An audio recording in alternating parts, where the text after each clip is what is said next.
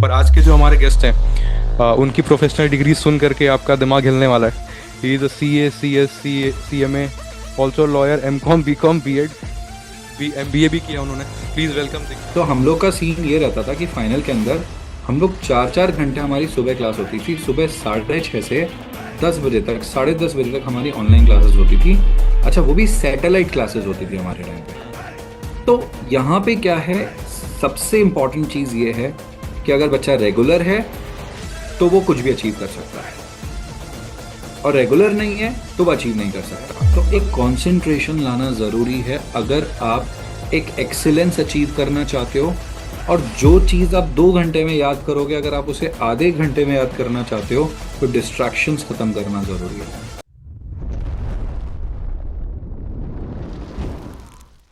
Hey guys, welcome back to the Legends Talk season 1, जहां बातें inspiring नहीं game changing होती है। और आज का ये पॉडकास्ट आपको बहुत कुछ सिखाने वाला है। अक्सर हम लोग कोई भी प्रोफेशनल कोर्स करते हैं, जैसे अगर आप सीए कर रहे हो, सीएस कर रहे हो, तो आपको लगता है कि वो आपके लिए सबसे बड़ी चीज़ है। और अगर वो अचीव हो गया तो उसके बाद आपको कुछ भी नहीं चाहिए, और लगता है कि अगर वो उसके अलावा कुछ कर भी नहीं सकते। पर आज के जो हमारे गेस्ट हैं उनकी प्रोफेशनल डिग्री सुन करके आपका दिमाग हिलने वाला है। He is a C A C S C M A, also lawyer, M Com, B Com, B Ed, B M B A भी किया उन्होंने। Please welcome Dikshant sir. Sir, thank you so much for joining us. Hello, कैसे हो अविनाश आप? मैं बहुत अच्छा हूँ sir. Sir, thank you so much for doing this. आज ये पॉडकास्ट के थ्रू बहुत सारे व्यूवर्स को एक क्लियर पिक्चर मिलेगी उनकी प्रिपरेशन को लेकर के। एंड अक्सर हम लोग एक डिग्री कर रहे होते हैं, एक प्रोफेशनल कोर्स कर रहे होते हैं, तो लगता है कि बस वो अचीव हो जाए तो लाइफ में लाइफ सेटल्ड है, कुछ और चाहिए ही नहीं। आपने इतना सब कुछ अचीव किया है सर। तो हम लोग आपकी जर्नी जानना चाहते हैं कि कैसे ये सब हो पाया, और क्या चैलेंजेस फेस किए आपने इस जर्नी के दौरान। ओके, तो मैंने ना सबसे पहले शुरुआत जो करी थी वो सिर्फ सीए से ही करी थी। जी। मतलब देखो, सीए के साथ में आपको ग्रेजुएशन तो करना पड़ता ही है। जी। तो ग्रेजुएशन का फॉर्म भर दिया और इधर से सीए का रजिस्ट्रेशन करा लिया। मेरे लिए सबसे इम्पोर्टेंट सिर्फ और सिर्फ मेरी सीए की डिग्री थी, और जी। मेरे लिए बाकी सब सेकेंडरी था। ओके। तो मेरा प्राइमरी फोकस यही था कि मेरे को सीए करना है, बाकी सब डिग्रीज ऐसे थे कि इवेंचुअली मैंने कर ली। मतलब जी। ऐसा कुछ वो नहीं था कि पहले से शुरुआत में मैंने ऐसे सोचा नहीं था कि मुझे सीएस भी करना है, सीए में भी, B com, M com, MBA, LLB वगैरह, ऐसा कुछ मैंने प्लान नहीं करा था। ओके। ये इवेंचुअली होता गया प्रोसेस में। तो सबसे पहले I started with my CA exams. CA के अंदर सबसे पहले अपना एक सीपीटी होता है। जैसे आप लोग का सीए फाउंडेशन होता है, तो हमारे टाइम पे इट वो सीपीटी। ओके। तो हमारे टाइम पे आईपीसीसी होता था, जैसे आपका इंटरमीडिएट होता है सीए के अंदर। जी। तो सबसे पहले मैंने अपना सीपीटी क्लियर किया। सीपीटी के 2 महीने बाद, मतलब सीपीटी जस्ट 12th के 2 महीने बाद लगता था। जी। तो और कुछ करने का तो सवाल ही नहीं उठता। हम्म। फिर उसके बाद मेरा आईपीसीसी था, और आईपीसीसी का एग्जाम 10 महीने बाद लगता था। तो भी कुछ करने का सवाल नहीं उठता था। जी। तो उसके बाद जब मेरा सीपीटी हो गया, आईपीसीसी हो गया, और मेरा बहुत अच्छा स्कोर आया, तो मेरे अंदर एक कॉन्फिडेंस आ गया कि यार। और फिर मैंने बाकी जब जो मेरे सीनियर वगैरह थे उनसे थोड़ा इंस्पायर भी हुआ। सब लोग बोले कि हम लोग सीएस भी कर रहे हैं, एडिशनल एक कोर्स होता है। तो मैंने सीएस के बारे में इंक्वायरी करी हम्म। कि सीएस क्या है क्या नहीं है। मेरे को लगा ठीक है, सीएस कर लेना चाहिए मुझे। तो मैंने फिर सीएस का फॉर्म भर दिया। तो अब मेरा क्या क्या चल रहा है, अब मेरा सीए का सी ए और सी। आईपीसीसी हो गया है, जी। और मैंने ये तरह से ग्रेजुएशन चल रहा है साइड बाय साइड, क्योंकि वो तो है ही, वो तो करना वो तो जरूरी होगा है। ही। जी। और उसके साथ में मैंने सीएस का प्रिपरेशन चालू कर दिया। अब सीएस में मैंने पहले, सबसे पहले सीएस का फाउंडेशन था, क्योंकि हमारे टाइम पे एमओयू साइन नहीं था दोनों के बीच में, आईसीआई और सीएस इंस्टीट्यूट के बीच में। तो ओके। आपको फाउंडेशन से देना पड़ता था। अभी के अच्छा। टाइम पे एमओयू साइन है, तो इनको अपने को पेपर नहीं देना पड़ता। आप डायरेक्टली इंटर ठीक कर है, सीए सकते हो। फाउंडेशन का जो पेपर होता है, सीयूईटी जो पेपर होता है, सीएसडब्ल्यूटी जो पेपर होता है, वो डब्ल्यू देने की जी। जरूरत नहीं होती। जी। तो डायरेक्ट हमारा, बट मेरे को देना पड़ा वो पेपर।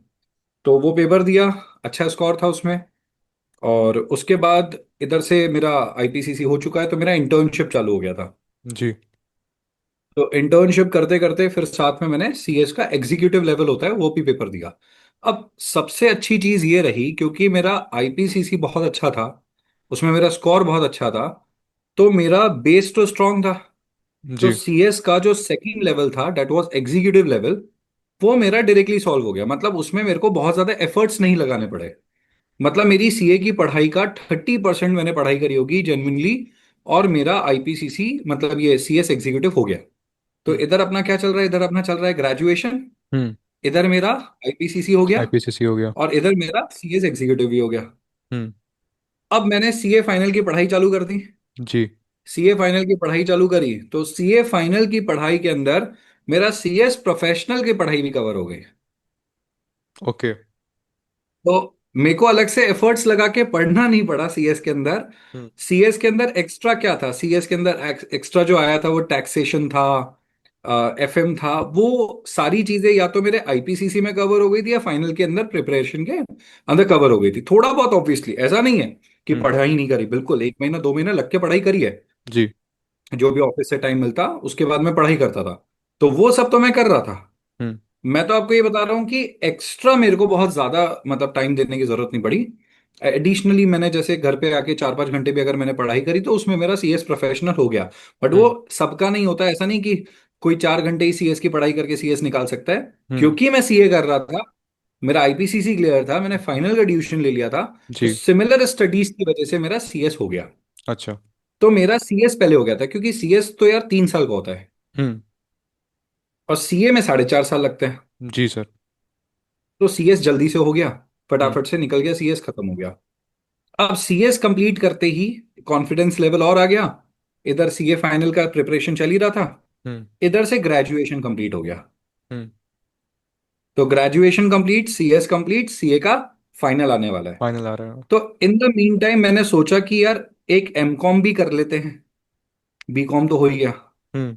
तो मैंने एमकॉम का इधर फॉर्म भर दिया। अच्छा। ओके। हम्म। अब मेरा इधर सीए का एग्जाम्स, सीए हम्म। के एग्जाम में एक ग्रुप हुआ फाइनल का, एक और ग्रुप हो गया फाइनल का। तब तक इन द मीन टाइम आपका ऑलमोस्ट एमकॉम भी कंप्लीट हो गया। तो अभी क्या क्या हो चुका है, अभी बीकॉम हो चुका है, एमकॉम हो एमकॉम चुका हो है, चुका है, सीएस हो सीए हो चुका है, सीए हो सी हो चुका है। चुका है। ये 4 चीजें कवर हो गई है। और सर ये सब कुछ अब एक मेरे अटेम्प्ट में को हो रहा है? पता लगा, हाँ ये सब कुछ ऑलमोस्ट एक एक अटेम्प्ट में हो रहा है। सीए के अंदर एक चलिए। एक लेवल दिया था, बाकी जी। सब एक अटेम्प्ट में है। सैल्यूट मतलब टू यू सर। आईपीसीसी के बाद फाइनल में एक एक फाइनल का एक सेकंड ग्रुप पहले निकाला, फिर फर्स्ट ग्रुप निकाला। Okay. Salute to you sir, बाकी सब salute to you. CS VS तो सब एक एक एक बार में, है ना। तो ये सब कंप्लीट करने के बाद देन आता है सीएमए का लेवल।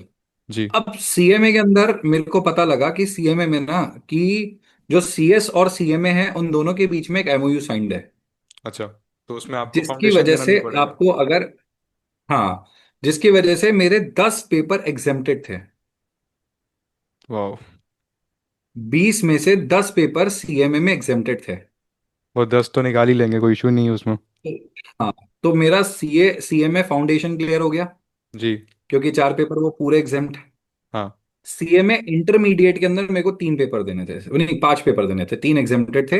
अच्छा। और सीएमए फाइनल के अंदर भी मेरे को 5 पेपर देने थे, 3 एग्जेम्प्टेड थे। हम्म। तो मैंने क्या किया, सीएमए का फॉर्म भरा हम्म। और फिर सीएमए की तैयारी, मतलब तैयारी मैं आपको बता रहा हूँ ना, ऑलमोस्ट सेम है। जो सीए के अंदर था वही सीएमए के अंदर। हम्म। मुझे कुछ एडिशनली बहुत ज्यादा नहीं पढ़ना पड़ा सीएमए को लेके भी।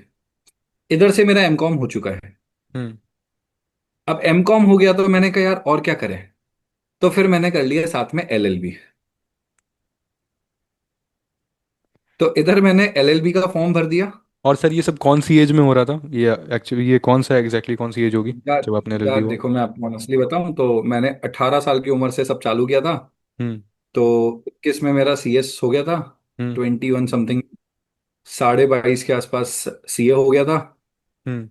और 21 में ग्रेजुएशन हुआ होगा, हम्म। और 23 साल की उम्र में एमकॉम हो गया होगा, 2 साल ऐड करे तो 25 तक एलएलबी हो गया था। हम्म। और सीएस भी हो गया था, सीएमए भी हो गया था, सीए भी हो गया था, ऐसा करके हो गया था।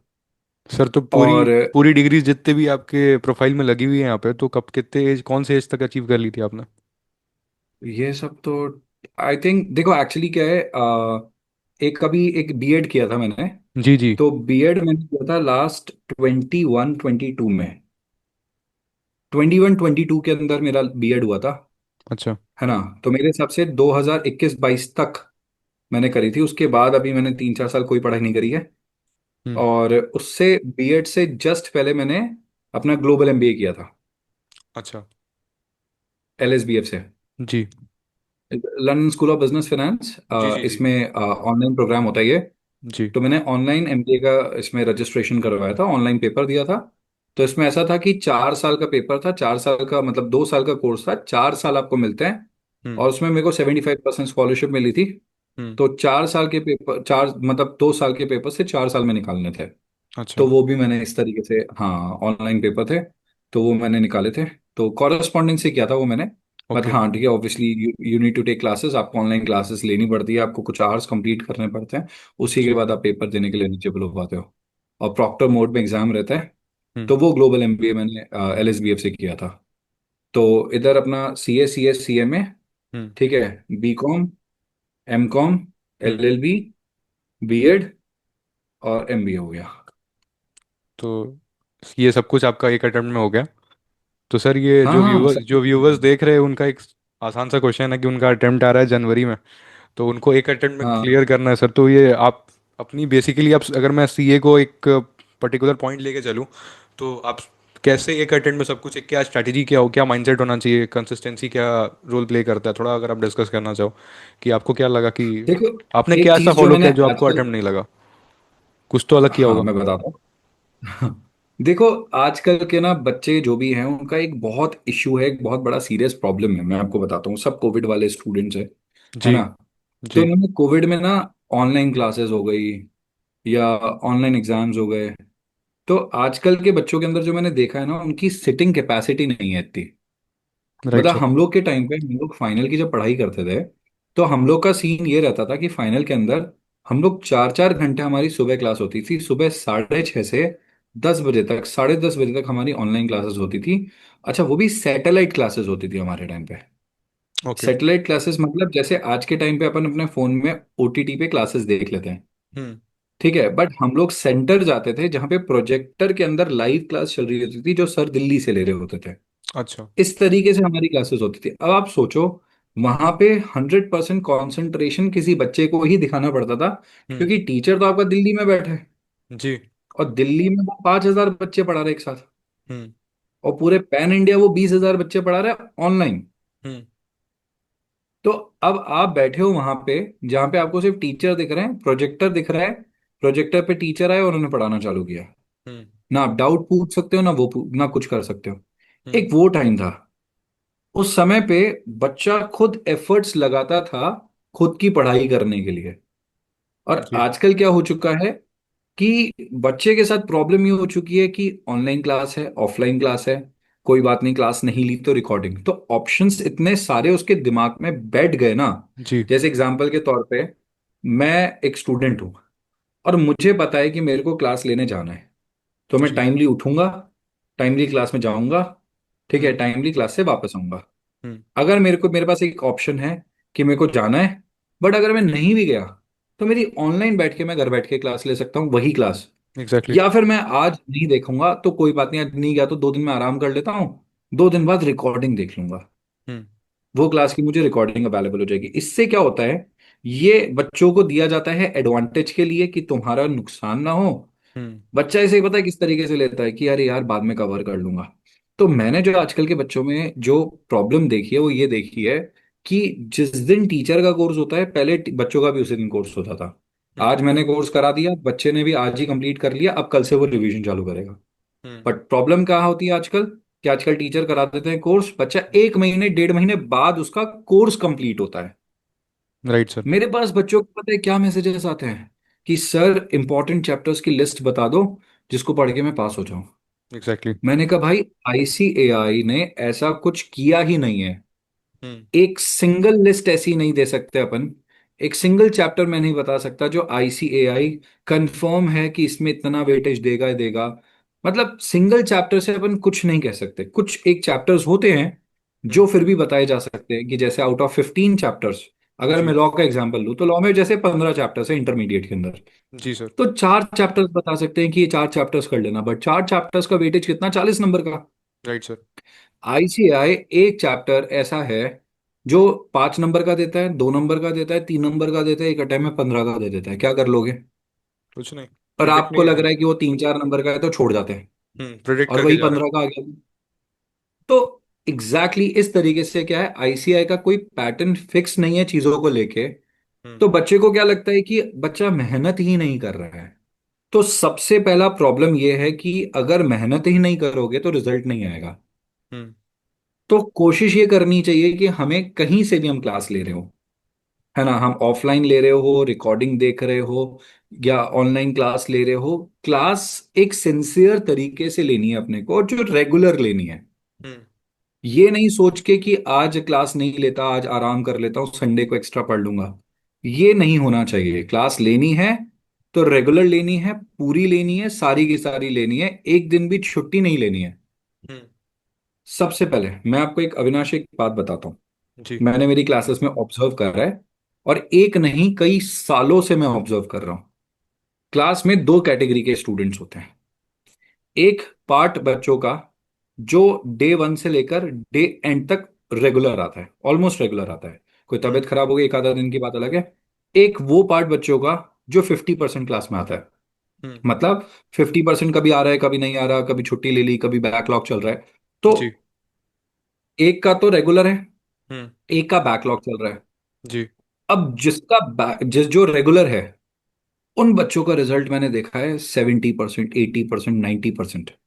हम्म। मतलब आप इमेजिन करो, सीए के अंदर हमारी क्लास के बच्चे, मेरी क्लास के मेरे स्टूडेंट्स को मैंने देखा है कि अगर 100 बच्चे हैं, 100 में से 50 बच्चों में से 45 पास हो रहे हैं। वो कौन से? जो रेगुलर क्लास में है। रेगुलर आ रहा और दूसरे साइड में देखा, जो 50 स्टूडेंट्स हैं जो एकदम इरेगुलर है, उनमें से कोई 5 बच्चे पास हो रहे हैं, 6 बच्चे पास हो रहे हैं। है। हम्म। और ओवरऑल रिजल्ट फिर आप काउंट करो तो उतना ही बैठता है। हम्म। तो यहां पे क्या है, सबसे इंपॉर्टेंट चीज ये है कि अगर बच्चा रेगुलर है तो वो कुछ भी अचीव कर सकता है, और रेगुलर नहीं है तो वो अचीव नहीं कर सकता। तो अगर बच्चे ने अभी तक कोर्स कंप्लीट नहीं करा है, जी। सो ये एक सीरियस वो है, रेड लाइट है, एक रेड मार्क है कि इसको जल्दी से जल्दी कोर्स खत्म करना है। हम्म। कोर्स खत्म करने के बाद सीरियस नोट पे मिनिमम 3 to 4 टाइम्स रिवीजन होना जरूरी है, और जितने मॉक टेस्ट हो सके वो देना जरूरी है। मेरे पास एक स्टूडेंट आया, कुछ दिन पुरानी बात है, अभी जी। एग्जाम जो हुए थे उससे पहले की बात है, सितंबर वाले। नाम तो नहीं लूंगी। हाँ, सितंबर अटेम्प्ट जो हुआ था अभी। हाँ, सितंबर अटेम्प्ट वाले जो बच्चे थे। जी। तो एक स्टूडेंट आया मेरे पास, मतलब मेरे एक फ्रेंड है, उसका उसका कोई दूर का दोस्त है, उसका भाई था। अच्छा। तो उन्होंने मेरे को फोन करके बुलाया कि प्लीज आप एक बार मीटिंग कर लो, एक बार मिल लो बच्चे से प्लीज। हम्म। तो कई बार उनके कॉल्स आ गए, तो मैंने कहा चलो ठीक है, एक बार मिल लेते हैं। तो हमने एक लोकेशन डिसाइड करी, वहां पे मिले। हम्म। तो वो जो बच्चा था ना, वो बच्चा तीसरा अटेम्प्ट था उसका ये। अच्छा, फाउंडेशन में। तीसरा अटेम्प्ट था, इंटरमीडिएट का। अच्छा, इंटरमीडिएट का। हाँ, इंटर का उसका तीसरा अटेम्प्ट था। जी। प्रॉब्लम पता है क्या थी? तीसरे अटेम्प्ट तक उसने एक भी टेस्ट नहीं दिया था, एक भी मॉक टेस्ट नहीं दिया था। राइट। अब उसको पता ही नहीं लग रहा। हम्म। वो बोल रहा है कि सर मेरे को सब कुछ आता है। मैंने कहा आता कितना है वो तुम जज करके नहीं बता सकते। Right sir. तुम जज करते और तुम्हें आ रहा होता तो तुम्हारा तीसरा अटेम्प्ट नहीं आता ना। एग्जैक्टली। तो फिर मैंने उसके टेस्ट ऑर्गेनाइज करवाए। जब मैंने उसके पर्सनल लेवल पे टेस्ट ऑर्गेनाइज करवाए, तो पहला जो मैंने टेस्ट लिया ना उसका, पहले टेस्ट में 3 सब्जेक्ट्स थे, फर्स्ट ग्रुप दे रहा था वो, हम्म। तीनों सब्जेक्ट्स में फेल हो गया। मैंने उसे मीटिंग के लिए बुलाया, मैंने कहा तुम तो कह रहे थे तुम्हें सब आता है। हम्म। मैंने कहा तुम्हारा थर्ड अटेम्प्ट है और तुम्हें कहाँ सब कुछ आता है। तो दूसरा प्रॉब्लम जो एक्चुअली में बच्चे के साथ है ना, पहला तो हो गया कि वो इरेगुलर रहता है क्लासेस को लेके, हम्म। भले ऑनलाइन हो, ऑफलाइन हो, रिकॉर्डिंग हो, वो बोलता है अरे मैं कर लूंगा कर लूंगा, वो कंप्लीट नहीं होती, जी। दिक्कत। सेकंड प्रॉब्लम है टेस्ट नहीं देता। हम्म। अगर टेस्ट हो रहे हैं तो आईसीआई कंडक्ट करता है, कई multiple test mock test conduct करता है, वो दो। आपके ट्यूशंस पे होता है, वो दो। कहीं जी। और टेस्ट हो रहा है तो वहां दो। जहां भी आप टेस्ट दे सकते हो, एटलीस्ट एक सब्जेक्ट का 2 से 3 बार एक सीरियस टेस्ट देना ही चाहिए बच्चे को। तो अगर वो राइट। टेस्ट दे रहा है तो that will be great. Hmm. Test ही नहीं दे रहा तो वो थोड़ा सा प्रॉब्लमेटिक रहता है। वहां पे उसको पता ही नहीं लगता कि उसको एक्चुअली में कितना आता है। हम्म। मतलब बस मैं क्या कर रहा हूं, मैं हवा में तीर मार रहा हूं, हम्म। कंटिन्यूअसली कंसिस्टेंटली मैं तीर मारे जा रहा हूँ, तीर मारे जा रहा हूँ, तीर मारे जा रहा हूँ, मेरे को लग रहा है मेरे को सब आता है, मैं सबको मार दूंगा। हम्म। जब मैं एक्चुअली में लड़ने गया तो मेरे को पता चला कि मेरे तीर तो हवा में, साइड में कोई इधर गिर रहा है, कोई उधर गिर रहा है, एक भी मेरे दुश्मन को नहीं मार पा रहा। और मेरे को लग रहा तो है कि ये जब मैं आईसीआई ये, फेल कर रहा है मेरे को। मेरे को लग रहा है कि नहीं नहीं नहीं, दुश्मन गलत जगह खड़े हो गया, मैं हम्म। तो सही तीर मार रहा हूँ। हम्म। तो एग्जैक्टली। तीर मारना ही मेरे को गलत, अगर मेरे को आता ही नहीं है तो हम्म। एक रियल प्रैक्टिस होना जरूरी है। जो राइट कि सर। मॉक टेस्ट या फिर जो क्लास टेस्ट होते हैं या जो भी जितने भी टेस्ट होते हैं वो सब टेस्ट इन्हीं चीजों का काम करते हैं। तो जी। प्रॉब्लम ये है कि बच्चे टेस्ट नहीं देते। हम्म। अब टेस्ट नहीं देते तो एक इमेजिनरी वर्ल्ड में होते हैं, रियलिस्टिक वर्ल्ड को वो देख ही नहीं पाते, और जब तक नहीं देख पाएंगे तब तक पास नहीं हो पाएंगे। राइट ये सर। एक दूसरा बड़ा इशू है। हम्म। तो बच्चा अगर रेगुलर क्लास ले लेता है, हम्म। टेस्ट रेगुलर दे देता है। अब तीसरा आता है, सबसे बड़ा प्रॉब्लम है उसका फोन। हम्म। सिटिंग कैपेसिटी नहीं रही। Right sir. हम लोग के टाइम पे जब मैं, देखो मैंने जितने भी एग्जाम्स दिए हैं, I was very much serious about my studies always. Hmm. मेरा क्या रूल था मैं आपको बताता हूँ। मैं मेरा फोन ऑफ कर देता था हम्म। और टाइमर लगा देता था कि मेरे को 2 घंटे 3 घंटे फोन को टच भी नहीं करना। Right sir. 2 3 घंटे के लिए फोन को ऑफ करा, ऑफ करके रख दिया, एंड देन अपनी 2 3 4 घंटे की पढ़ाई करी। फिर जब मैं थक गया तो हम्म। 15 मिनट के लिए फोन चला लिया। हम्म। प्रॉब्लम आजकल ये है, इंस्टाग्राम पे स्क्रॉल करते करते करते करते पता ही नहीं चलता कब आपका आधा 1 घंटा बीत जाता है। Right sir. प्रॉब्लम एक माइंड के साथ एक इशू है कि अगर आपका जो माइंड है ना, हम्म। वो अगर किसी चीज पे कंसंट्रेशन लगने में टाइम लगाता है हम्म। और हटने में बड़ी जल्दी हट जाता है, फिक्किल है माइंड हमारा। Right sir. तो अगर मेरे को, अगर मैं जैसे आपसे बात कर रहा हूं, मैं कंसंट्रेट कर रहा हूं हम्म। और कंसंट्रेट करते करते मैं आपको चीजें बता रहा हूं, जी। अगर मैं वहीं पे मेरा फोन चलाता रहूं, हम्म। मैं कंसंट्रेट ही नहीं कर पाऊंगा। एग्जैक्टली। दिमाग बना ही नहीं है चार चीजें एक साथ करने के लिए। हम्म। ह्यूमन माइंड बना ही एक टाइम पे एक चीज करने के लिए है। तो पढ़ाई करनी है तो सीरियस होके, अगर 8 घंटे पढ़ाई करनी है तो सीरियस होके 8 घंटे पढ़ाई करो। हम्म। उस समय पे फोन मत चलाओ। जी। इंस्टाग्राम, ठीक है, यूट्यूब रील्स, दोस्तों से बातें करना, ये यार बहुत सारी चीजें जो आजकल की लाइफ में डिस्ट्रैक्ट करती है, राइट सर। बहुत ज्यादा डिस्ट्रैक्ट करती है।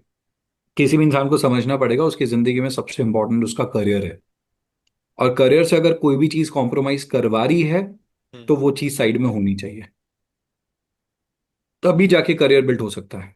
जी। तो मैं जब भी पढ़ाई करता हूँ या आज भी मेरे को ऐसा लगता है कि मेरे को नोट्स बनाने हैं, हम्म। नोट्स बनाने हैं, कोई क्लास देखनी है, कुछ कुछ रिकॉर्डिंग करनी है, कोई चीज समझनी है, कुछ चीज बनानी, कुछ भी ऐसा करना होता है, hmm. I just don't look at my phone. आज भी मेरे साथ ऐसा इशू आता है कि पीपल ऑफन कंप्लेन मी कि हम्म। यार तुम फोन नहीं उठाते। मैंने कहा यार मैं फोन इसलिए नहीं उठा रहा क्योंकि मैं क्लास ले रहा हूँ या कुछ काम कर रहा हूँ, तो मेरे को सॉरी, मेरे को फोन का ध्यान नहीं रहा। हम्म। मैं ध्यान ही नहीं दे पाया, मैंने फोन ऐसा उल्टा रख देता हूँ, देखता भी नहीं हूं मैं। ओके। तो जब मेरे को काम करना होता है तो एक्चुअली में काम करना होता है। एक कंसंट्रेशन लाना जरूरी है अगर आप एक एक्सीलेंस अचीव करना चाहते हो।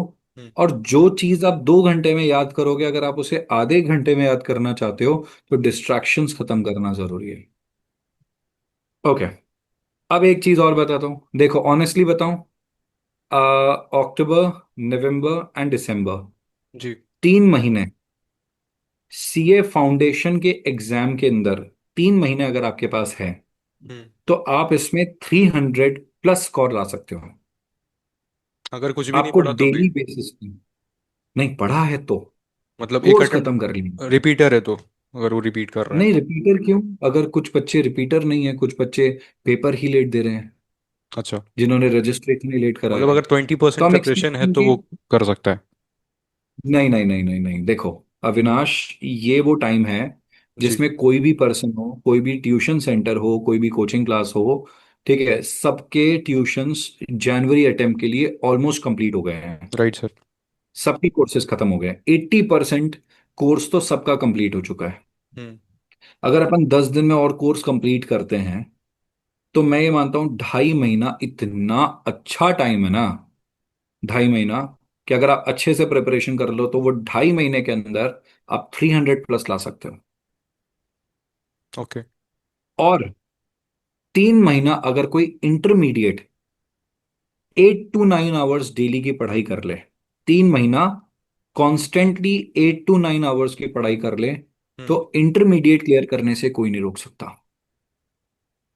और 4 महीना अगर कोई 9 से 10 घंटे सीए फाइनल की पढ़ाई कर ले, तो फाइनल क्लियर करने से कोई नहीं रोक सकता। ओके। इतना ही टाइम चाहिए, बट ये कब?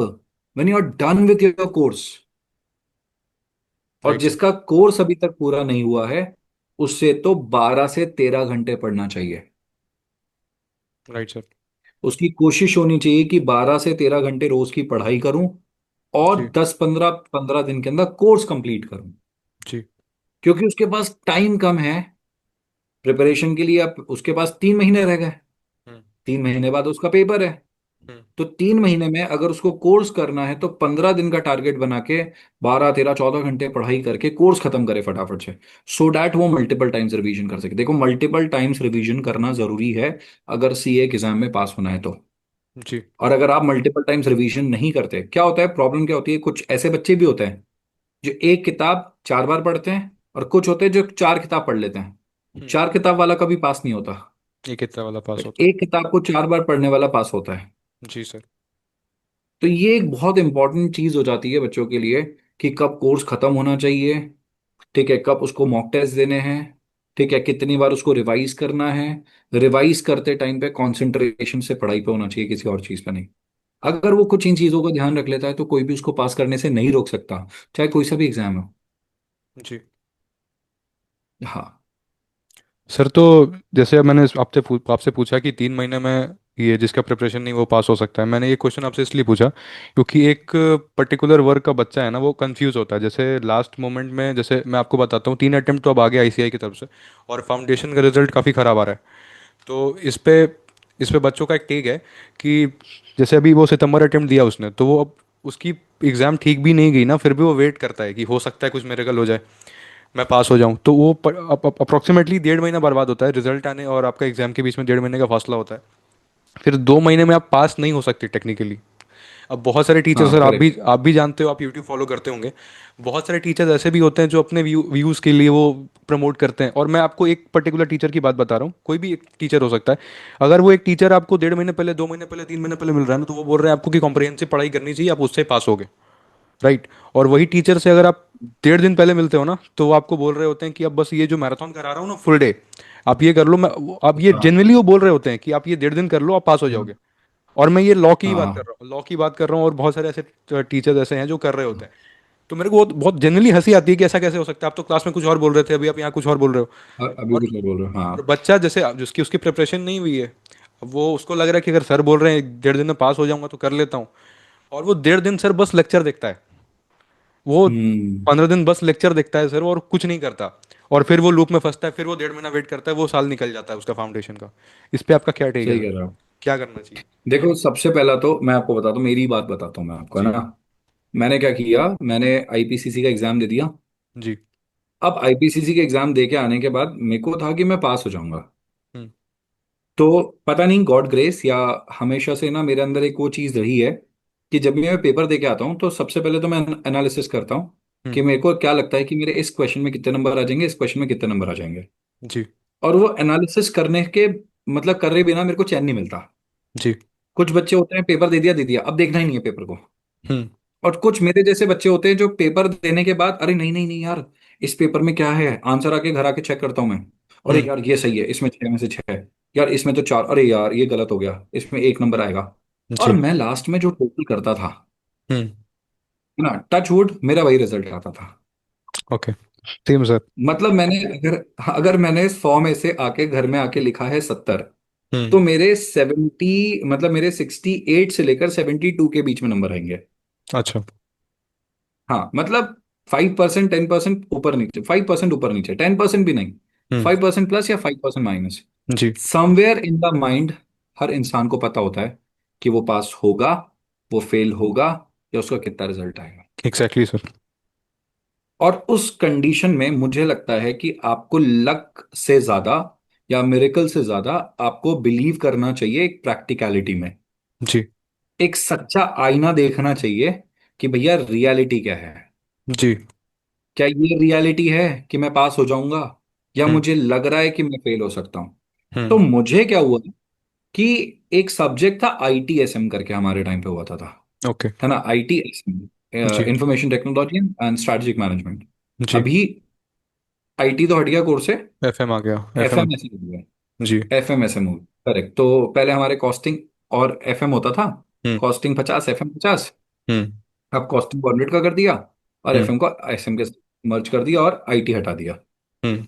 एक लौता सब्जेक्ट था जिसको लेके मुझे डर था, है ना, जिसको लेके मेरे को डर था। मेरा हम्म। मतलब रैंक आया था हम्म। आईपीसीसी में, अच्छा। है ना, जिसमें आप इमेजिन करो, मेरे अकाउंटेंसी 95, ठीक है, ओके। मेरे ऑडिट लॉ सब्जेक्ट्स जिसमें 88 मार्क्स हैं, 83 मार्क्स हैं, कॉस्टिंग एफएम मेरे 90 मार्क्स हैं, मतलब मेरे 90, 70, 85 ऐसे मार्क्स आ रहे हैं। जी। और मेरे मेरे आईटीएसएम के अंदर मेरे डॉट 40 नंबर थे। मतलब अगर आईटीएसएम सब्जेक्ट रह जाता तो मुझे एक पेपर देने जाना पड़ता, क्योंकि बाकी सब में तो 60+। जी। ठीक है, बाकी सब में तो 60+। क्योंकि मैंने प्रॉब्लम थी, मैंने आईटीएसएम पढ़ा ही नहीं था, सच्ची बताऊं। अच्छा। मैंने सारे सब्जेक्ट्स का ट्यूशन लिया, हम्म। मैंने आईटीएसएम का ट्यूशन ही नहीं लिया। अच्छा। हाँ, तो वो लास्ट तक ऐसे रह गया कि छोड़ दिया, लास्ट तक पढ़ा ही नहीं, पढ़ाई नहीं, पढ़ाई नहीं। हम्म। फिर लास्ट में मैंने किसी मेरे कजन से, मैंने उसको रिक्वेस्ट करा कि यार तू आईटीएसएम तेरे को अच्छा है, तू पढ़ा दे प्लीज। हम्म। तो फिर मैंने एक कजन से, एक दोस्त से करके आईटीएसएम थोड़ा थोड़ा पढ़ा। हम्म। बट वो जो था ना कि वो फ्लो ही नहीं आया, प्रॉब्लम ये थी। अच्छा। क्योंकि बाकी सब तो मैं ट्यूशन पे पढ़ रहा हूँ, बाकी सबके टेस्ट दे रहा हूँ, बाकी सब बढ़िया चल रहा है, हम्म। इसके साथ प्रॉब्लम चल रही है, इशू चल रहा है। हम्म। बट चलो ठीक है। तो मैंने क्या किया, मैं घर आया, उसके बाद थोड़े दिन बाद, 5-6 दिन के बाद, मैंने हम्म। सारी किताबें पैक करके रख दी थी, मैंने किताबें निकालना चालू करी। हम्म। किताबें निकालना चालू करी तो मेरी मम्मी आई, बोले क्या कर रहा है बेटा। मैंने कहा मम्मी मैं सोच रहा हूँ कि अगर कल को मैं रह गया तो। बोले तेरे को कॉन्फिडेंस है क्या खुद पे, ये बता। मैंने कहा मम्मी कॉन्फिडेंस तो है, सिर्फ एक सब्जेक्ट को लेकर डर लग रहा है, बाकी सब में तेरे को क्या लगता है। मैंने कहा 60+ आ जाएंगे। तो कोई बात नहीं, तो अपनी बाकी चीजों पे फोकस कर, तो अपने आप हम्म। को स्ट्रेस में मत डाल। तो मम्मी ने मेरे को मना कर दिया। तो मेरे को लगा कि ठीक है, और थोड़ी मम्मी स्ट्रिक्ट भी थी चीजों को लेके, बोले अगर तेरा नहीं हो तो मैं तेरे को आगे सीए कराऊंगी भी नहीं। अच्छा। मैं नहीं चाहती कि तू इस तरीके के लूप में फंसे। हम्म। हाँ मतलब क्या सीए, मतलब क्या, come again come again come again. तो क्या बार बार आते रहते एग्जाम देते जाएगा। तो हम्म। मम्मी मेरी थोड़ी क्लियर थी चीजों को लेके कि अगर तू फेल हो गया तो मैं तेरे को एग्जाम कंटिन्यू नहीं करने दूंगी, मैं हम्म। तेरे को सीए छुड़वा भी दूंगी। तो अच्छा। मैं नहीं पढ़ सकता था, मैंने कहा चलो ठीक है, कोई बात नहीं। रिजल्ट पॉजिटिव आया, रिजल्ट अच्छा आया, सब बढ़िया रहा। हम्म। बट मेरे अंदर एक 5% डर था, वो भी एक सब्जेक्ट की वजह से। हम्म। बच्चे को पता होता है रियलिटी में कि वो पेपर कैसा दे के आया है। Right sir. सीए कर रहे हैं, मूर्ख नहीं है कोई भी। Right sir. No one is so dumb. Right CA sir. वाला बच्चा तो डम हो ही नहीं सकता। एग्जैक्टली। वो सिर्फ क्या, कोई कोई क्या, सिर्फ कोई एरा गैरा कोर्स कर रहा है क्या। इंडिया का सबसे प्रेस्टिजियस कोर्स कर रहे हो, राइट सर। सबसे prestigious. Hmm. Chartered accountants are so very respected in this society, right sir. In the whole world. Chartered accountants को कितना रिकॉग्नाइज किया जाता है। हम्म। मतलब अगर मैं मानता हूं कि डॉक्टर के अलावा जो सबसे ज्यादा रिस्पेक्टेड डिग्री है वो चार्टर्ड अकाउंटेंसी है। Right sir. यार डॉक्टर के पास obviously you need doctor, hmm. You need chartereds, hmm. जो कि बहुत लिमिटेड है। और चार्टर्ड्स के अंदर तो ना कोई रिजर्वेशन है ना कुछ है, सिर्फ आपकी प्योर मेरिट है। मेहनत है। आपकी मेरिट है। आपकी मेरिट है, आपकी मेहनत है। जी। तो यार कोई भी बच्चा इज नॉट दैट वेरी डम कि उसे यही नहीं पता होगा कि वो फेल हो रहा है कि पास हो रहा है। हम्म। जब मैं पास हो रहा था मेरे को डर था, हम्म। उस 1% डर के चक्कर में मैंने सोचा कि मैं पढ़ लेता हूं।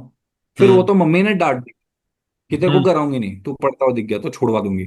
तो मैंने वो डर से छोड़ दिया, मैंने कहा नहीं नहीं मैं तो हो जाऊंगा पास, छोड़ो छोड़ो। हम्म। बट अगर किसी बच्चे को पता है रियलिटी कि वो फेल हो रहा है, तो वो 1.5 महीना वेस्ट क्यों कर रहा है। Exactly sir. ये तो बहुत कॉमन सेंस की बात है। वो 1.5 महीना मेरे को ये समझ नहीं आ रहा कि हम्म। अगर उसने इतनी मेहनत करी है हम्म। कि उसने सब कुछ पढ़ लिया, सारे एग्जाम्स उसके अच्छे गए हैं, वो श्योर है। हम्म। ठीक है, मनी मन सबको पता होता है कि कौन श्योर है कौन श्योर नहीं है। वो राइट हो सर। सकता है सामने की तरफ झूठ बोले, हम्म। बट खुद से तो कोई बच नहीं सकता ना। तो हम्म। कोई कितना ही महान इंसान हो पूरी दुनिया में, मैं बात आपको लिख के देता हूँ ये, कि कोई भी ऐसा नहीं हो सकता कि नहीं मैंने बहुत मेहनत करी है मैं फेल हो गया। हम्म। तुम्हारी मेहनत में कमी थी, and that is for sure. Right sir. तो अगर आपको लगता है कि मेरी मेहनत में कमी थी, जैसे मैं आपको बताता हूँ, मैंने फाइनल दिया, हम्म। सीए फाइनल दिया। हम्म। सीए फाइनल के दो ग्रुप से, मैं आपको बताता हूँ, मैं सीए फाइनल भी रैंक के साथ क्लियर करता। मेरी ओके। गलती क्या रही, मैंने मल्टीपल कोर्सेज कर लिए, हम्म। मेरा ध्यान डेविएट हुआ, जी। है ना। ये मेरा जो इतनी मल्टीपल डिग्रीज दिख रही है ना, उसका सबसे बड़ा ड्रॉबैक यही है जो मैं अभी आपको बता रहा हूँ। ऑल इंडिया रैंक नहीं आई उसका फाइनल में। ड्रॉबैक है, ध्यान आपका डिविएट होगा। आप हम्म। सीएस पे फोकस कर रहे हो, आप सीएमए के एग्जाम पे फोकस कर रहे हो, तो आप सीए फाइनल के एग्जाम के अलावा आप बाकी एग्जाम से फोकस कर रहे हो, तो सीए फाइनल से तो आपका ध्यान डिविएट हो गई। एग्जैक्टली। तो जो आप फाइनल के दोनों ग्रुप एक साथ निकाल सकते थे, हम्म। वो आपके फाइनल का आप एक ग्रुप दे रहे हो फिर दूसरा ग्रुप दे रहे हो, तो ये प्रॉब्लम है। हम्म। तो मैंने क्या किया, मैं देने गया सबसे पहले फर्स्ट ग्रुप का एग्जाम। हम्म। ठीक है, उसमें सबसे पहला जो मेरा पेपर था अकाउंट्स का, हम्म। वो मैंने दिया और मेरे को देख के लग गया कि मैं फेल हूं उसमें। अच्छा। हम्म, मेरे को समझ आ गया, हम्म। मेरी प्रिपरेशन में मेरी कमी थी, मेरे को पता था। हम्म। मैं तो ऐसे ही देने गया था, मैं आपको बताऊं, मेरे को देना ही सेकंड ग्रुप था। हम्म। ठीक है, बट मैं तो ऐसे ही देने चला गया कि यार क्या शायद किस्मत। सही बात है। बट मेरे को पता है मेरी किस्मत क्या है, हम्म। मुझे पता है मेरी किस्मत नहीं, मेरी मेहनत है। Right sir. किस्मत विस्मत नहीं है, मेहनत के साथ ही किस्मत चलती है, बिना एग्जैक्टली। मेहनत के नहीं चलती। Right sir. तो मैं पहला पेपर देने गया, मेरे को देते ही समझ आ गया कि भैया मैं तो इसको क्लियर नहीं कर पाऊंगा। तो मेरे को लगा कि जब मैं इसको क्लियर ही नहीं कर सकता, तो मैं आने वाले मेरे 4 दिन 8 दिन क्यों बर्बाद करूं। हम्म। मेरे को दिख रहा था स्टार्ट स्टडिंग कि राइट। मैं, तो मैंने क्या है, जब सीए फाइनल का पेपर दिया, हम्म। तो देखो यार प्रॉब्लम क्या हुई कि मैंने मल्टीपल कोर्सेज एक साथ कर रहा था मैं।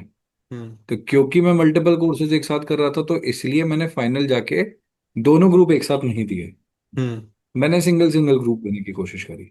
हम्म। तो जब मैं सिंगल ग्रुप दे रहा था, तो मेरे को लगा कि शायद किस्मत काम करेगी।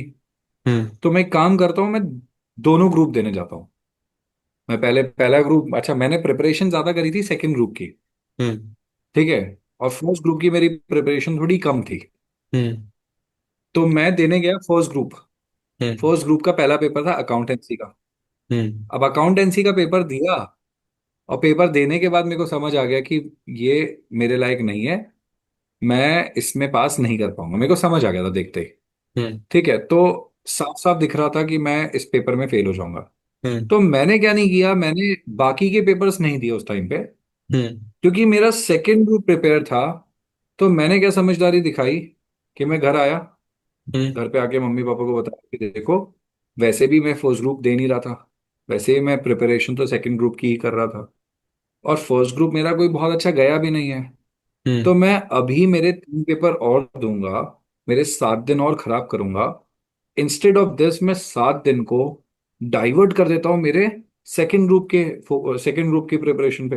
Right sir. तो मैंने वहीं के वहीं समझदारी दिखाई, और वहीं के वहीं सेकंड ग्रुप पे ऊपर ज्यादा फोकस कर दिया। तो अच्छा। सेकंड ग्रुप का मैंने एक विजन कर लिया उस ड्यूरेशन के अंदर। हम्म। तो this is how second group पहले हुआ, एंड देन उसके बाद मैंने टाइम निकाल, जैसे फिर जैसे ही कंप्लीट हुआ उसके बाद मैंने फर्स्ट ग्रुप पे फोकस कर लिया। तो हर बच्चे को पता होता है कि हम्म। उसका कौन सा पेपर वो पास करेगा, कौन से पेपर में वो फेल हो जाएगा। हम्म। समझदारी इसमें है कि अगर आपके पास रिजल्ट आने से पहले 1.5 महीना है, तो उसे खराब मत करो। हम्म। ये सोच के मत बैठो कि शायद भगवान करे मैं पास हो जाऊं। भगवान कह रहे हैं कि तू मेहनत करेगा तो तू पास होगा ना, एग्जैक्टली। क्योंकि भगवान को तो सारे बच्चे याद कर रहे हैं। Right sir. मैनिफेस्ट कर रहे भाई हैं। जो बच्चा जिस भी रिलीजन का है, हम्म। वो अपने भगवान को याद कर रहा है। Right sir. चाहे वो पढ़ा है चाहे नहीं पढ़ा है। भगवान भी, हाँ वो सभी प्रे कर रहे हैं भगवान से। हम्म। तो यार अगर मैं कह रहा हूँ पूरे इंडिया में 1.25 लाख बच्चा पेपर दे रहा है, तो हम्म। 1.25 लाख का 1.25 लाख भगवान को याद कर रहा है। हम्म। तो एक बात बताओ, ऐसी है ऐसा थोड़ी कि नहीं नहीं 1.25 लाख के 1.25 लाख के बच्चों को पास करो क्योंकि सबने प्रे की है।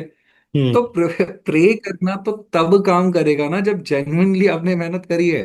राइट। भगवान भी आपको तब सपोर्ट करेगा। तो भगवान ऐसा थोड़ी है कि आपके लिए कोई मैजिक क्रिएट करेगा। हम्म। भगवान को, आप मेहनत कर रहे हो, आप डेडिकेटेड हो, आप डेडिकेटेड होके मेहनत कर रहे हो, आप भगवान को बोल रहे हो कि भगवान मेरे को मेहनत करनी है, मुझे मोटिवेशन दो। हम्म। भगवान आपको मोटिवेशन देगा। हम्म। आप मेहनत कर रहे हो, आप भगवान को बोल रहे हो कि भगवान मुझे अच्छे से प्रिपेयर करना है, मेरे को सोना नहीं है, मेरे को तैयारी करनी है। हम्म। भगवान आपको वहां सपोर्ट करेगा। हम्म। आपको डर लग रहा है, आप डिप्रेस फील कर रहे हो, मुझे डर लग रहा है, मुझे शिवरिंग हो रही है कि मेरा कल पेपर है। मैंने भगवान को याद किया, भगवान ने मुझे शक्ति दी। मैंने भगवान को याद किया ताकि मैं कंसंट्रेट करके वो चीजें याद रख सकूं जो मैंने पढ़ाई करी है। हम्म। भगवान आपको वहां सपोर्ट। तो जो मेहनत करता है भगवान भी उसे ही सपोर्ट करता है। तो एग्जैक्टली। मेहनत मत करो, सिर्फ प्रिपरेशन कर, भगवान की प्रे करते रहो। तो भैया तुम सीए में पास नहीं हो सकते। चांस ही और नहीं एक है। आधा परसेंट, अगर लाख में से कोई एक बच्चा पास हो गया तो यार वो किस्मत है, वो अलग है। कि वो जो पढ़ के गया था वही आ गया, तो वो उसका कुछ कह नहीं सकते। हम्म। वैसे हम एक्सेप्शंस के अंदर बात नहीं करते ना, तो हम वो एक्सेप्शंस हैं। ठीक है ना, ही मैंने एक्सेप्शंस ऐसे देखे हैं। हम्म। तो तो बेसिकली मेहनत तो देखो लास्ट करनी मोमेंट पे है। आप नहीं पढ़ सकते। लास्ट मोमेंट पे पढ़ के आप पास नहीं हो सकते। नहीं, लास्ट मोमेंट पे पढ़ा ही नहीं जा सकता। कोई सीए की प्रिपरेशन हलवा है क्या यार? कोई ग्रेजुएशन का एग्जाम है क्या? 1 वीक सीरीज एक दिन देख के पढ़ाई कर सर लिया वो आपने? बच्चा आपसे पूछ रहा है कि कि वो कोई टी 1 वीक फिर वो सीरीज। बाकी जो टीचर्स बताते हैं यूट्यूब पे वो क्यों बोलते हैं, मीनिंग उसका मतलब क्या होता है? जैसे जो जैसे कोई वो 12वीं पास इसीलिए करके जस्ट बोलते गया है हैं। ना। देखो मैं आपको बताता हूँ। जी। जैसे अब आप ये देखो कि ये ना, सबसे पहला होता है वो बच्चा हम्म। जिसने 3 महीने, 2 महीने, 3 महीने, 4 महीने का ट्यूशन पढ़ा। हम्म। और 4 महीने का ट्यूशन पढ़ने के बाद अब उसने प्रिपरेशन कर ली, अब उसको सब कुछ अच्छे से आ गया है। हम्म। उसके बाद वो अगर एक क्विक रिवीजन के तौर पे वो रिवीजन करना चाहता है, हम्म। तो देखो उसके लिए रिकॉल करना चाहिए। But exactly. सिर्फ वो रिकॉल के बेसिस पे बैठा है, वो वेस्ट है। वो और पंद्रह जो घंटे में वो आपको नहीं तैयार करा सकता जो 100 घंटे का लेक्चर है, एक इम्पॉसिबल। सौ बीस घंटे का लेक्चर है। वो 125 घंटे का लेक्चर 12 घंटे में कैसे पूरा हो सकता है? और 12 घंटे में पढ़ के कैसे पास हो सकते हो? Not possible. तो अगर आपने पॉइंट 1, आपने वो 120 घंटे की पढ़ाई करी है, हम्म। आपने सेल्फ रिवीजन करी है, उसके बाद अगर आप उसे एज ए रिविजनरी, अगर आप उसे लेना चाहते हो एज ए क्लास कि मेरे को वो रिवीजन करना है, मैं सोच रहा हूँ रिवाइज कर लेता हूँ, रिकॉल कर लेता हूँ, एक बार मैं क्विकली रिवाइज कर लेता हूँ, जी। वो एक्सेप्टेबल हो सकता है। हम्म। बट अगर आप सिर्फ उसके बेसिस पे पास होने का सोच रहे हो, वो नेक्स्ट टू इम्पॉसिबल है। अपने आप वो को तो कोई बेवकूफ कोई बना। किस्मत से कोई एक बच्चा पास हो जाए तो हो जाए, तो वो लाख, 1 लाख बच्चों में से एक बच्चा पास होता है। तो ये हम्म। कोई रेशियो नहीं होता, नेग्लिजिबल होता है। मतलब अपने आप को बट अगर बेवकूफ वो एक बना रहे लाख हो बच्चों को बेसिकली। पास होना है, हाँ, तो अपने आप अपने को आप को बेवकूफ, बेवकूफ बना बिल्कुल। रहे हैं ना। तो बिल्कुल। अगर आपको करना है तो आपको लंबी क्लासेस ही लेनी है। हम्म। तो आपको क्लासेस पूरी अटेंड करनी है, पूरी अटेम्प्ट करनी है। सब कुछ प्रिपेयर करने के बाद, उसके बाद आप जाओ। और अगर आपको रिवीजन देखना है तो देख लो यार। वो भी उसको देखना चाहिए जिसको ऐसा लग रहा है कि जिसको कॉन्फिडेंस में कमी लग रही है, जिसको लग रहा है कि हाँ मेरे को ढंग से नहीं आता, तो एक बार रिवाइज कर लेता हूँ। और अगर आता है आपको तो आप अपने क्वेश्चंस करो, आंसर राइटिंग प्रैक्टिस करो। वो ज्यादा आपको प्रिपरेशन देगा, ज्यादा बेटर आपको रिजल्ट देगा। तो इस तरीके से होना चाहिए मेरे हिसाब से। सर लॉ को लेकर के, आप लॉ के फैकल्टी हो, लॉ के टीचर हो, तो आप लॉ को लेकर अगर आपको स्ट्रैटेजी देनी हो तो आप लॉ कैसे अप्रोच करे बच्चा? ये आंसर राइटिंग सेशन में और कॉन्सेप्चुअल क्लैरिटी में वो बहुत कंफ्यूज है, तो उसका अटेम्प्ट जनवरी में है, तो आप क्या बोलना चाहोगे उसको लॉ को लेकर के? फिर सबसे पहले अगर आपका कोर्स हो गया है जी। तो उसके आगे की बात करते हैं। जी। जिनका कोर्स हो गया है, लॉ एक ऐसा सब्जेक्ट है जो एकदम नया है आपके लिए। फाउंडेशन की बात करता हूँ मैं। फाउंडेशन की बात। फाउंडेशन के अंदर एकदम नया सब्जेक्ट है आपके लिए। जी एकदम सर। नया सब्जेक्ट। आपने अकाउंट्स फिर भी पढ़ी है, आपने मैथ्स हो सकता है पढ़ी हो, आपने स्टैटिस्टिक्स पढ़ी हो, आपने इकोनॉमिक्स पढ़ी हो, बट आपने लॉ नहीं पढ़ी है। तो जी। लॉ क्योंकि एक आपका ऐसा सब्जेक्ट है जो आपके लिए एक नया है, एकदम नया है, उसकी लैंग्वेज का भी आपको फोकस करना जरूरी है। इसलिए बेटर है कि लॉ जैसे सब्जेक्ट को आप डेली प्रिपरेशन में रखो। 3 महीना है, हम्म। 3 महीना, 90 दिन। 90 दिन अगर एक बच्चा लॉ जैसे सब्जेक्ट को डेली 3 से 4 घंटे भी पढ़े, हम्म। 3 से 4 घंटे डेली भी रिवाइज करें। हम्म। रिवीजन करना है क्योंकि आपने सब कुछ पढ़ लिया है। आप जी। उसके साथ में अपना अकाउंटेंसी ले लो। आठ हम्म। घंटे अकाउंटेंसी पढ़ी, 6 घंटे अकाउंटेंसी पढ़ी, 4 घंटे आपने लॉ पढ़ ली। जी। तो आप इसको कंसिस्टेंट रख के, अब लॉ पढ़ने का मतलब यही नहीं कि लॉ किताब लेके, मॉड्यूल लेके बस रीड करते रहो। हम्म। आपने एक चैप्टर करा, आपने उसके क्वेश्चंस किए, हम्म। आपने आईसीएआई के जितने भी अवेलेबल क्वेश्चंस हैं, आपके पास जो भी ट्यूशन पे आपने पढ़ाई करी है, जिस भी जगह पे आप पढ़े हो, वहां से कोई क्वेश्चन बैंक, कंपाइलर कुछ तो मिला होगा। जी सर। उसमें जितने क्वेश्चंस हैं, आप उसके क्वेश्चंस करो। क्वेश्चंस करते टाइम पे आपको क्या कोशिश करनी है, जो केस स्टडी है वो आपको डेली बेसिस पे 3 से 4 केस स्टडीज तो खुद के हाथों से सॉल्व करनी है, जी। और सॉल्व करके आंसर को कंपेयर करना है कि आपका आंसर वहां से मैच करता है कि नहीं करता। हम्म। जब ये डेली बेसिस पे होना चालू हो जाएगा, तो अपने आप लॉ बहुत आसान हो जाएगी आपके लिए। अच्छा। ऑल्टरनेटिवली आप ऐसा भी कर सकते हो, एक एक एक प्लान ये भी हो सकता है कि आप क्या करो, मॉक टेस्ट के हिसाब से प्रिपेयर करो। आपका ट्यूशन या आईसीआई मॉक टेस्ट ऑर्गेनाइज करते हैं, जी तो आप सर। मॉक टेस्ट के हिसाब से पढ़ो। जैसे आपने पहला अकाउंटेंसी पे फोकस किया, तो हम्म। उसके साथ में आपने 2-3 घंटे लॉ रखी, हम्म। है ना। अकाउंटेंसी को ज्यादा टाइम दिया, लॉ को कम टाइम दिया थोड़ा। हम्म। फिर आपने, जब अकाउंटेंसी का आपने मॉक टेस्ट दे दिया, तो फिर आप प्रिपेयर करो लॉ के लिए। लॉ को ज्यादा टाइम दो, 8 घंटे दो। हम्म। और आपको अगर मैथ्स में डर लगता है, तो 2 घंटे 3 घंटे आप मैथ्स कर लो। जी। तीसरा, आपको जैसे इकोनॉमिक्स का प्रिपरेशन करना है, तो इकोनॉमिक्स आपने 8 घंटे पढ़ी, लॉ हम्म। आपने 2 घंटे पढ़ ली। चौथा, आपको मैथ्स और स्टैट्स का प्रिपरेशन करना है, तो वो आपने 8 घंटे पढ़ी, लॉ आपने 2 घंटे पढ़ ली। मतलब लॉ आपको over the period of time, ये 3 महीने में से 3 के 3 महीने पढ़ाई करनी है लॉ की, क्योंकि हम्म। एकदम नया सब्जेक्ट है। आईसीएआई के पास सबसे ज्यादा बच्चों को फेल करने का जो हथियार होता है, वो लॉ में होता है। Right sir. सबसे ज्यादा बच्चों को फेल लॉ में करते हैं। कभी कभी ऐसा होता है कि किसी टाइम पे मैथ्स का पेपर बहुत डिफिकल्ट बना दिया, या अकाउंट्स का पेपर डिफिकल्ट बना दिया। बट ज्यादातर जो 60% टाइम जो डिफिकल्ट पेपर आता है, वो लॉ का ही आता है। इसीलिए, राइट। और लॉ एक नया सब्जेक्ट है, डिफिकल्ट लैंग्वेज है, लैंग्वेज लिखनी है। तो बेटर है कि आप क्या करते रहो, उसको कंसिस्टेंटली अपने लाइफ का पार्ट बना लो।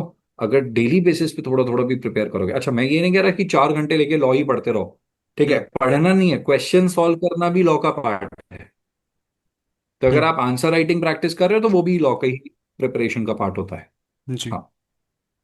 एंड सर सीए स्टूडेंट्स आपसे पूछना, सीए फाउंडेशन की बात कर रहा हूँ कि वो आपसे पूछना चाहते हैं कि हम्म। जैसे लास्ट 3 महीने बचा हुआ है, उसको पर डे अगर आप बताना चाहोगे कितने घंटे उसको पढ़ना चाहिए कंसिस्टेंसी से, कि इतना तो पढ़ना है मिनिमम और मैक्सिमम, क्या होगा? देखो, क्या होता है कि ना, प्रॉब्लम कहाँ आती है, प्रॉब्लम ये आती है कि बच्चों की सिटिंग कैपेसिटी आजकल नहीं है। जी सर। ट्यूशन पे तो ठीक है, फिर भी दोस्त लोग बैठे होते हैं, सामने टीचर होता है तो बैठ जाते हैं। जी। जब खुद से पढ़ने लगते हैं ना, तो बैठा बैठा नहीं जाता। तो हम्म। सबसे पहले इसको थोड़ा छोटा छोटा करके चालू करो। छोटा छोटा मतलब कि आपसे 1 घंटा बैठा जा रहा है, हम्म। तो आप 1 घंटा बैठो, 10 मिनट का ब्रेक लो। फिर 1 घंटा बैठो, 10 मिनट का ब्रेक लो। 2-3 दिन में आप इसे करो, कम से कम 1.5 घंटा बैठना है, हम्म। फिर 10 मिनट का ब्रेक लेना है, 1.5 घंटा बैठना है, फिर 10 मिनट का ब्रेक लेना है। फिर 2-3 दिन में आपकी, क्योंकि हैबिट होने लग गई, हम्म। 2 घंटा बैठना है, 10 मिनट का ब्रेक लेना है, 15 मिनट का ब्रेक लेना है, 2 घंटा बैठना है, 10-15 मिनट का ब्रेक लेना है। फिर इसको थोड़ा कंसिस्टेंटली चलाओ, 8-10 दिन। जी। फिर उसके बाद मेक इट 3 आवर्स। 3 घंटा बैठना है, 15 मिनट का ब्रेक लेना है, 3 घंटा बैठना है, आधे घंटे का ब्रेक लेना है, फिर 3 घंटा बैठना है, 15 मिनट का ब्रेक लेना है, फिर हम्म। 3 घंटा बैठना है, और फिर छुट्टी। मतलब जी। 3-3 9 हो गए ना, हाँ, तो 9 घंटे के बाद छुट्टी। फिर उसके बाद आपके अपने आप वो कंसिस्टेंट एफर्ट्स आपके कंटिन्यूअसली चलते रहेंगे।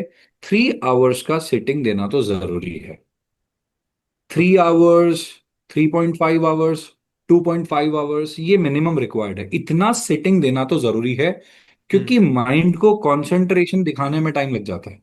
हम्म। अब आप फ्रीक्वेंटली उठते रहोगे ना, हम्म। तो दिक्कत ये आ जाएगी, यार मैं तो आधे घंटे में बोर हो गया यार, क्या करूं।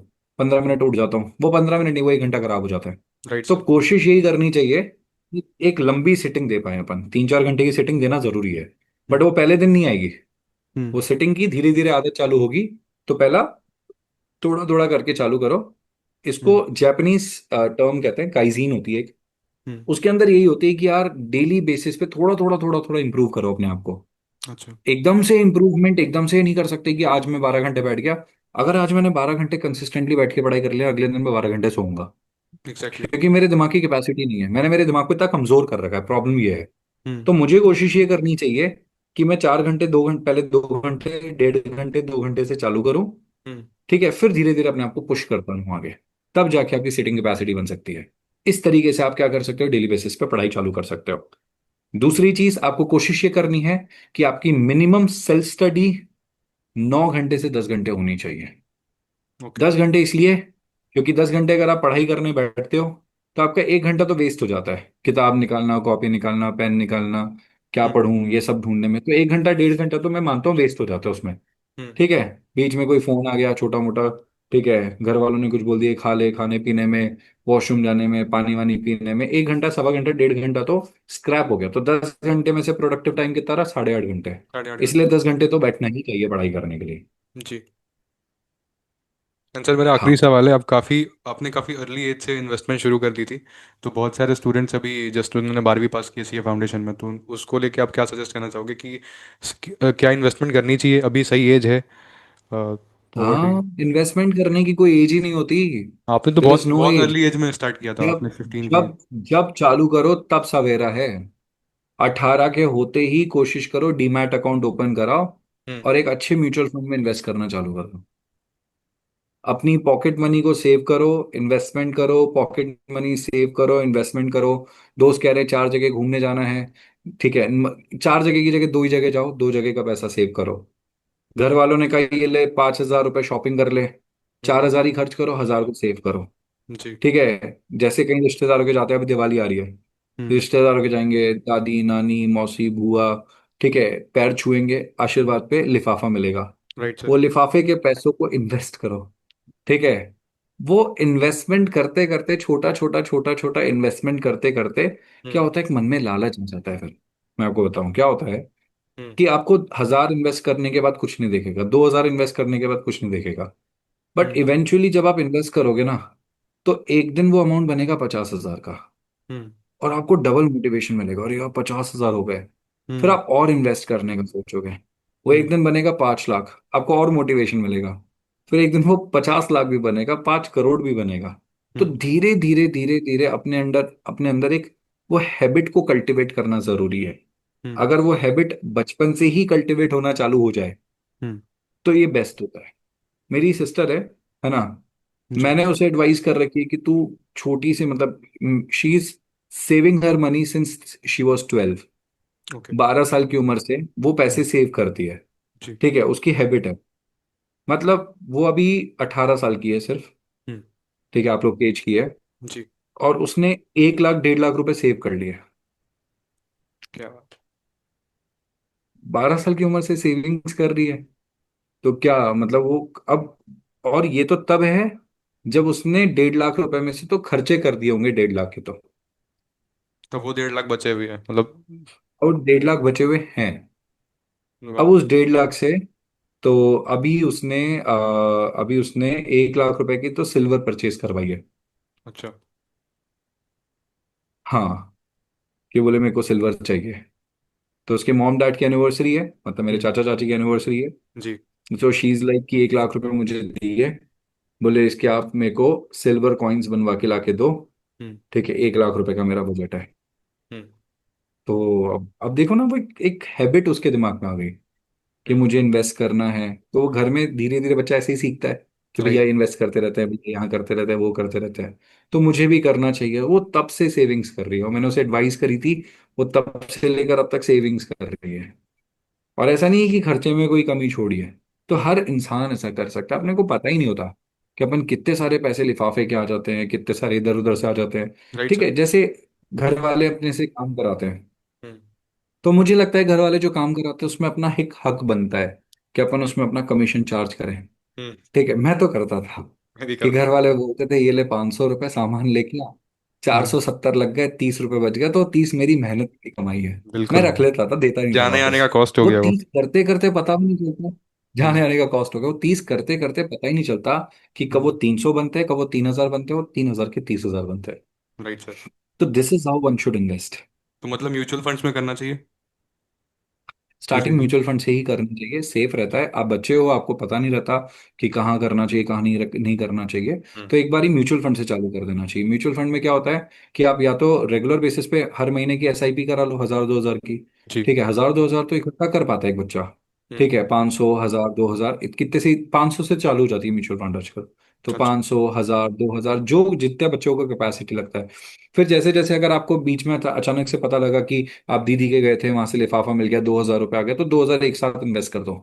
1000 रुपये एक साथ इन्वेस्ट कर दो। ऐसे करके भी इन्वेस्ट कर सकते हैं। तो अच्छा। उसमें ऐड ऑन कर सकते हैं अपन। कई बार ऐसा होता है शेयर्स थोड़े महंगे होते हैं, नहीं खरीद पाते। हम्म। एक खरीदा क्या ही मतलब निकला। राइट। और म्यूचुअल फंड में कंसिस्टेंट इन्वेस्टमेंट की वजह से over the period of time 10 साल 20 साल में वो बहुत मोटा अमाउंट बन जाता है, अपने को पता भी नहीं चलता। राइट।